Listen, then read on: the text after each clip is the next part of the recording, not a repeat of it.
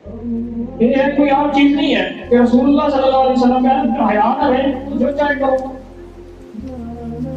حیا ایمان کے اندر شامل ہے. یہاں بات ہوئی کہ رسول اللہ صلی اللہ علیہ وسلم کہتے ہیں کہ ایمان کی 70 شاخیں ہیں اور حیا ایمان کی ان شاخوں میں سے ایک شاخ ہے. حیا کوئی عام چیز نہیں ہے اور ہم نے اس کو معمولی لیا اور بے حیا. ہماری زبان دیکھنے کتنی بے حیا ہے. بات ہوتی ہے کہ یار آج بہت گرمی ہے, اس ایک جملے کے اندر 3-4 بار بہن کی گالی نکلتی ہوتی ہے زبان سے. بعض لوگ احترام نہیں کرتے, کہیں پہ کھڑے ہیں بڑوں کے سامنے چھوٹوں کے سامنے منہ سے وہ گالی نکل رہی ہے پھٹ سے, کوئی شرم نہیں ہے.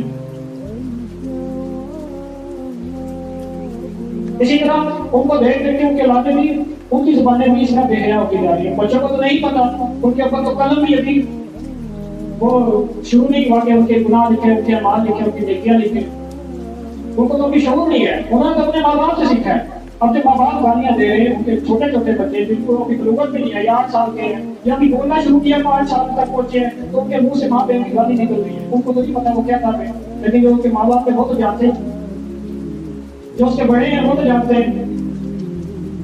جہاں جاتے ہیں ماں بہن کی گالی زبان سے باہر آ رہی ہے, بچے بھی دے رہے ہیں بڑے بھی دے رہے ہیں. تو یہ بچوں کے گناہوں کی ذمہ داری ہے, یہ ساری کی ساری بڑوں کے کندھوں کے اوپر ہے. کہ بڑے لوگ کہ جن کے پاس عقل ہے, شعور ہے, کنٹرول ہے اپنے اوپر, یا خاندان کا سربراہ ہے, اس کے ہونے کے باوجود وہ گالی گلوچ کر رہے ہیں اور بچہ اس کو دیکھ کر سیکھ رہا ہے. جب ایک بچہ برائی کو بار بار مسلسل ہوتا ہوا دیکھ لے, اس کے اندر اس برائی کو وہ چیز نہیں رہتی, وہ سمجھتا ہی نہیں کہ یہ برائی ہے. ایک بچہ اپنے باپ کو دیکھتا ہے وہ جھوٹ بول رہا ہے, بار بار بول رہا ہے, اس بچے کے اندر جھوٹ ایک برائی کے طور پہ نہیں رہے گا, بلکہ وہ کہتے ہیں بہت طرح کا کام ہے, یہ تو اسی کا ہی ہوتا ہے, زندگی تو چلتی ایسے ہے. تو اپنی زبانوں کو اس آوارگی سے بچائیں, کیونکہ اس آوارگی کی ذمہ داری جو گالی کی ہے یہ صرف آپ پہ نہیں رہے گی, بلکہ آپ کو دیکھ کر جو بچے سیکھ رہے ہیں ان کے اوپر بھی جائے گی. اور آپ کو دیکھ کے جو بچے بڑے ہوں گے وہ پھر آپ سے 2-3 ہاتھ آگے نکل جائیں گے. اور اس طرح ساری کی ساری نسل جو آنے والی ہے اس کے اندر فائدہ ختم ہو جائے گا, وہ بیکار اور کچرے کی مانند رہ جائے گی. آج بھی دیکھیں آپ کے بچے کیا کر رہے ہیں, ان کو فون دیکھ رہے ہیں, یوٹیوب, ٹک ٹاک, فیس بک, اس کے اندر وہ کیا دیکھ رہے ہیں, جو کام کی چیز نہیں دیکھ رہے. بہت موجود فلموں کو دیکھ رہے ہیں جس طرح وہ آج کل بہت پیشہ پوری کا ہے.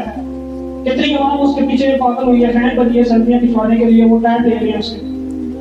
یہ عوام کا حال ہو گیا ہے کہ ایسا شخص جس کی ذہنی توازن بھی ٹھیک نہیں ہے, وہ عوام کا محور نظر بنا ہے اور عوام اس کے پیچھے بڑا خوش ہے. اصل میں مجھے وہ شخص نہیں ہے, کیونکہ اس کو تو ذہنی مسئلہ ہے, لیکن جو اس کی ویڈیو بنواتے ہیں, جو اس کے ساتھ کھڑے لڑکے ہیں, جو اس کو بار بار مجبور کرتے ہیں کہ یہ ویڈیو بناؤ, لوگ بڑا پسند کرتے ہیں, ٹرینڈنگ پہ جا رہے ہیں, وہ سب مجرم ہیں. اور باقی جو اس کے فین بن چکے ہیں ان کا اللہ ہی حافظ ہے. تو حیا ایمان کے اندر شامل ہے. اپنی زندگیوں کے اندر حیا کو شامل کریں, اپنے بچوں کو حیا سکھائیں.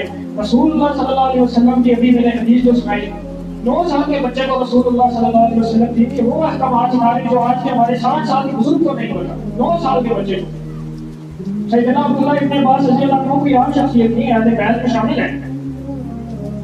رسول اللہ صلی اللہ علیہ وسلم نے اس کی شروعات ہی توحید سے کی, توحید سکھائی, ان کو عمل سکھایا, ان کو اخلاق سکھایا. ہم اپنے بچوں کو کیا سکھاتے ہیں؟ کچھ بھی نہیں. ہمارے بچے ہمارے عمل دیکھ کے, ہمارے کام دیکھ کے وہ چیزیں سیکھتے ہیں کہ ہمارا باپ جھوٹ بولتے ہیں, ہم بھی جھوٹ بولتے ہیں, کون سا مسئلہ ہے؟ ہمارا باپ گالی دیتا ہے, ہم بھی گالی گلوچ کر لیتے ہیں, کیا ہے؟ ہمارا باپ سگریٹ میں سوال آپ سے منگواتا ہے دکان سے, تو ہمارے سامنے گھر میں بیٹھ کے بیٹھا ہم پی لیں گے, تو کون سا مسئلہ ہے؟ باپ بھی تو ہمارا پیر ہے. یہ بچوں کے اندر جو برائیاں آ رہی ہیں یہ والدین کی طرف سے آ رہی ہیں. اور جو زبان ہمارا ہو چکی ہے اس کے اندر کوئی فائدہ نہیں ہے, بلکہ معاشرے کے اندر جو نفرت ہے, جو فساد ہے, جو ایک دوسرے کے اندر کینہ اور حسد ہمارے دلوں کے اندر بڑھ چکا ہے, ہماری زبان کی وجہ سے بڑھ چکا ہے کہ ہم نے اپنی زبان کو اتنا گندا کر دیا ہوا ہے. اور اوپر سے آج کے دنوں میں ہم نعرے لگاتے ہیں کہ ہم ہیں حسینی, ہم ہیں حسینی. کیا حسین ہوتی ہے کو ہماری زبان ہم سنا سکتے ہیں؟